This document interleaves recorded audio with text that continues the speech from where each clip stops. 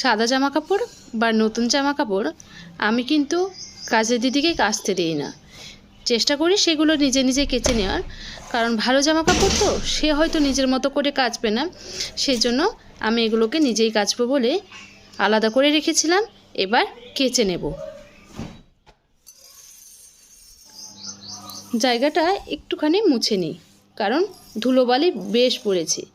কাজের মেয়ে কাজ করলে এত যত্ন করে এত ভালোবেসে কিন্তু কাজ করে না।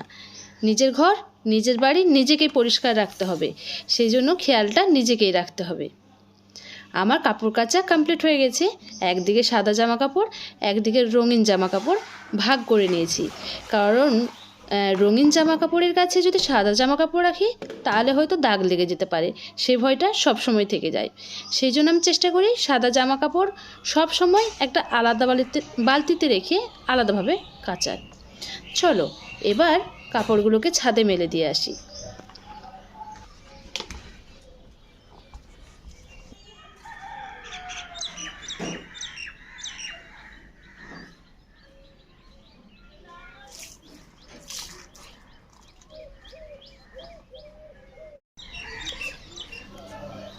এই দুটো জিনিস শুকিয়ে গেছে। সুতির জিনিস তো রোদে রঙটা চটে যেতে পারে, সেই জন্য এই দুটোকে তুলে নেব। তার আগে এই জামা কাপড়গুলোতে আমি একটুখানি ক্লিপ দিয়ে দিই, না হলে হাওয়া এলে কিন্তু সব উড়িয়ে নিয়ে চলে যাবে। আর এই ছোট দুটো জিনিস, একটা রুমাল দুটো মোজা, এগুলোকে আমি নিচে মেলবো। তার আগে চলো এই দুটোকে আমি তুলে নিই। এবার এগুলোকে আমি মেলে দেব আমার এই গ্রিলের যে দড়ি মেলা আছে সেখানে। এখানে কাপড় মেলা আমার বেশ সুবিধা হয়। তার আগে এগুলো শুকিয়ে গেছে, তুলে নিই। কালকে কেচেছিলাম, হালকা ভিজে ছিল, তাই আজকে একবার রোদে দিলাম, বেশ শুকিয়ে গেছে। এবার মোজাগুলোকে আমি মেলে দিলাম। এই দেখো তরকারি লাগিয়েছে, বুঝতে পারছো? খেতে গিয়ে জামা প্যান্ট সবেতেই লাগিয়েছে। থাক, এটা পরে না হয় ভ্যানিস দিয়ে কাচতে হবে, এখন ওটাকে তুলে লাভ নেই। বাকি জামা কাপড়গুলোকে আলমারিতে ভরে দিলাম।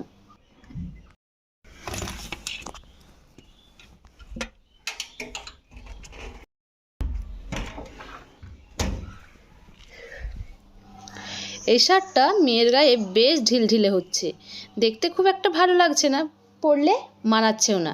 তাই ভাবলাম একটুখানি সাইডগুলো খাটিয়ে নিই, তাহলে দেখতেও সুন্দর লাগবে আর মেয়ের গায়ে বেশ ভালো ফিটিংস হবে। ছোটোখাটো জিনিস আমি নিজে হাতে সেলাই করতেই পছন্দ করি। দেখো আমার বেশ সেলাই করা হয়ে গেছে, এটাকে এবার গুছিয়ে রেখে দেবো। আর বিছানার চাদরটা যেটা তুলে নিয়ে এলাম সেটাও কিন্তু আমার গুছানো হয়ে গেছে। এটাকেও নিজের জায়গা মতো রেখে দিই, জায়গার জিনিস জায়গায় থাকবে, সেটাই মানানসই।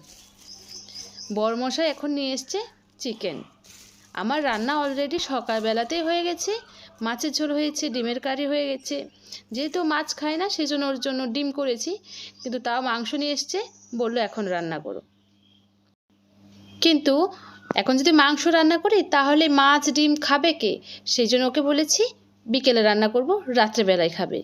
ও কিন্তু সেটাতেই হ্যাঁ দিয়েছে, এখন না হয় ডিম দিয়েই খেয়ে নে। আর দেখো এদিকে আমার মেয়ে চলে এসছে।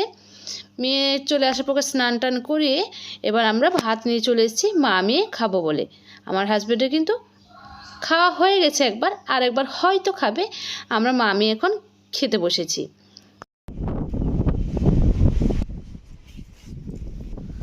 এদিকে দেখো হঠাৎ করে ভীষণ ঝড় উঠেছে, আমরা কিন্তু দৌড়ে ছাদে চলে এসেছি।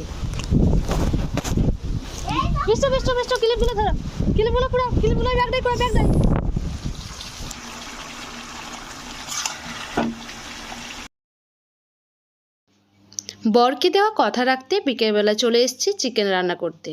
এবার আমি চিকেনটা রান্না করে নেব। চিকেন রান্না করতে করতে কাল সকালে মেয়েকে কী টিফিন দেবো সেটাও কিন্তু চিন্তা করতে হচ্ছে, সেই জন্য ময়দাটা একটুখানি মেখে নিচ্ছি। আর এদিকে দেখো ঝোলটা ফুটতে শুরু করেছে, আর আমি কিন্তু ময়দাটা মেখে নিচ্ছি। কাল সকালবেলায় ওকে একটা ভালো টিফিন বানিয়ে দেবো, সেই জন্য এটাকে রেডি করে ফ্রিজের মধ্যে রেখে দেবো। ময়দাটা মেখে নিয়েছি এবং ফ্রিজে ঢুকাবো, কিন্তু তার আগে একটুখানি তেল মাখিয়ে দিলাম, তাহলে কিন্তু ময়দাটা শক্ত হবে না আর বেলতেও অসুবিধা হবে না। দেখো এইটাও বানিয়েছি মেয়ের জন্য, মেয়েকে খাবারটা বানিয়ে দেবো, পুরি বা সমোসা যেটাকে বলে সেটা বানিয়ে দেবো, সেই জন্য রেডি করে রাখলাম। আর দেখো মাংস আমার রান্না করা হয়ে গেছে, কালারটা অসাধারণ এসছে।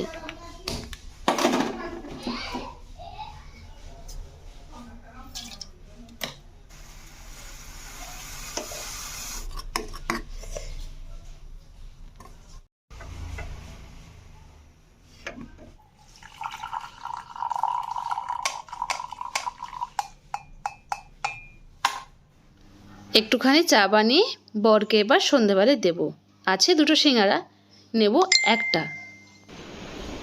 কারণ হাজব্যান্ড খাবে বলে আমার মনে হয় না, তাই আমি নিজের জন্য একটা নিলাম। আর দেখো আমি সিঙ্গারা নিয়ে চলে এসেছি, একটুখানি মুড়ি দিয়ে দেখি খাওয়া যায় কি না। আর দেখো আমার মেয়ে কত গুড গার্ল, পড়তে বসে গেছে নিজে নিজেই। এখন বাজে রাত্রি 9টা, ওর পড়াশোনা হয়ে গেছে, হ্যান্ডরাইটিংটা শুধু বাকি আছে, সেজন্য ও এখন বসে বসে হ্যান্ডরাইটিংটা করে নিচ্ছে। দেখতে বেশ ভালো লাগছে তাই না? হ্যান্ডরাইটিংটা বেশ ভালোই হচ্ছে, খারাপ নয়। আমি এবার রুটিনটা দেখে বইগুলো কিন্তু ব্যাগের মধ্যে গুছিয়ে রেখে দেবো। রাত্রেবেলায় এই কাজগুলো আমি করে রেখে দিই, তাহলে কিন্তু সকালবেলায় তাড়াহুড়োটা অনেকটা কম থাকে, সময়টা অনেকটা সাশ্রয় হয়। সেই জন্য আমি চেষ্টা করি রাত্রেবেলায় কাজগুলো করে রাখার। আর এদিকে আমার শাড়ি ভাঁজ হয়ে গেছে, শাড়িগুলোকে আমি এখন আলমারির মধ্যে ঢুকিয়ে দেব। সত্যি কথা বলতে শাড়ি রাখার আর জায়গাই নেই, আর হয়তো খুব জোর 2-4টে শাড়ি ধরবে। তাই আমি ভাবছি এবার থেকে বাড়িতে শাড়িগুলো পরে পরে ছিঁড়ে দিতে হবে, না হলে নতুন শাড়ি রাখবো কোথায়? নতুন শাড়ি রাখার জন্যও তো একটা জায়গা দরকার, তাই পুরোনোগুলোকে বাতিল করতে হবে, না হলে পরে নিতে হবে, তারপর আবার নতুন কিনতে হবে। এদিকে আমার মেয়ে অ্যাবাকাসটা করে নিয়েছে, আমি জাস্ট চেক করে নেব সব ঠিকঠাক করেছে কিনা। তো চলো, বইগুলো তো গুছানো হয়ে গিয়েছিল, এইগুলো আবার ফেলে রেখে চলে গেছে, তো সেইগুলোকে আমি একটুখানি গুছিয়ে রেখে দিই। আর তোমাদের সাথে শেয়ার করতে চলে এলাম একটা গ্রিটিংস কার্ড। দেখো কত সুন্দর একটা গ্রিটিংস কার্ড, অনেক দিনের, অনেক পুরনো। হাজব্যান্ডকে দিয়েছিলাম, সেই দিন সব কিছু ঘাঁটতে ঘাঁটতে খুঁজতে খুঁজতে বেরিয়ে পড়েছে, জানি না কবে, কত সালে ঠিক মনে পড়ছে না। চলো দেখি। এই দেখো 2013 সালের গ্রিটিংস, সেদিন হঠাৎ করে বেরোলো, দেখতে বেশ সুন্দর তাই না? আমার মেয়ে বলল, মা আমি নিয়ে এটা একটু খেলা করতে পারি? বললাম হ্যাঁ করতেই পারো, ছিঁড়ো না তাহলেই হবে, কারণ স্মৃতির জিনিস, ভালোবাসার জিনিস ছিঁড়ে দিলে কষ্ট তো একটু হয় তাই না? পেন্সিল বক্সটাতেও একটা পেন্সিল ভরতে হবে, কারণ পেন্সিলগুলো দেখো বেশ ছোট্ট ছোট হয়ে গেছে। আমি একটা পেন্সিল ভরে দিই ওকে।